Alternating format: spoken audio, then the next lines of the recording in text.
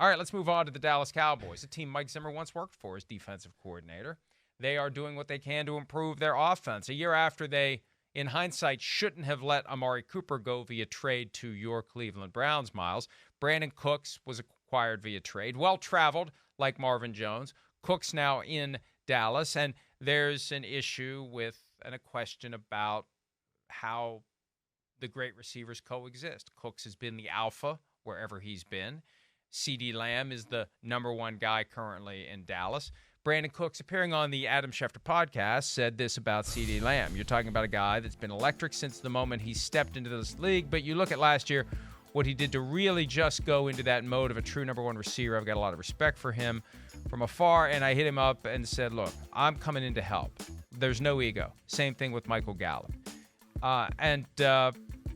He thinks both guys have no ego, and that's the right attitude. The receivers have to work together. There's a healthy competition. There's an unhealthy competition that happens. And when you cross over into that diva, I need the football, you get upset with the quarterback, you have issues on the sidelines, there's resentment among the players, who got more passes, who got more targets, who got more catches, who got more touchdowns.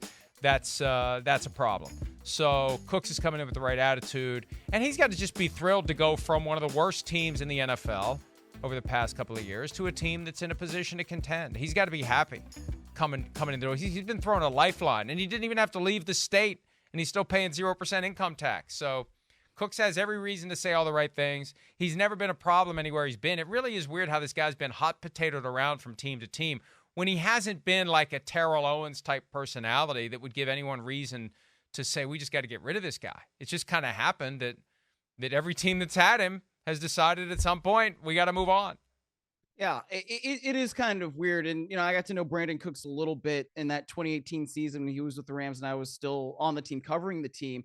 And I don't think that he does have much of an ego. It was one of the things that made that receivers room work so well that year between him and Robert Woods and Cooper Kupp. And Cooper Kupp, of course, got hurt. But, man, that's one of the reasons why they were able to advance to the Super Bowl, because they had such a partnership between those three guys and just the way that they were able to function within the offense with Jared Goff. It worked very, very well. But the story of Brandin Cooks' career is really interesting because it's not like he's ever been bad. I mean, he's been in the league 9 years. 6 of those years, he's had over 1,000 yards. But when you go from the Saints and to New England to the Rams and now to the Texans and then to Dallas and all those via trade, it's like, well, wait a minute, what's wrong? I don't really think that there's anything wrong. I think it's just that you get to a certain point and you're like, do we want to really pay this guy? I don't know. Yeah, look, he's going to be good on our team, but is he going to be great? I don't know.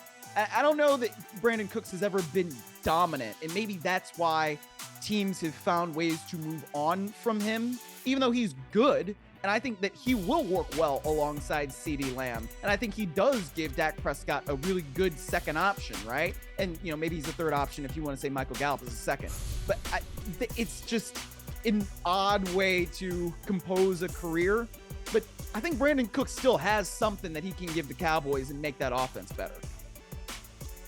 I mean, really, Cooks would have been a hero and possibly MVP of Super Bowl 53 if a quarterback who I won't name lest I be accused of throwing strays at him had seen him earlier when he was wide-ass open in the back of the end zone against the New England Patriots. Hi, it's Mike Florio. Thanks for watching PFT on YouTube. Hit subscribe for the latest news and analysis from Pro Football Talk.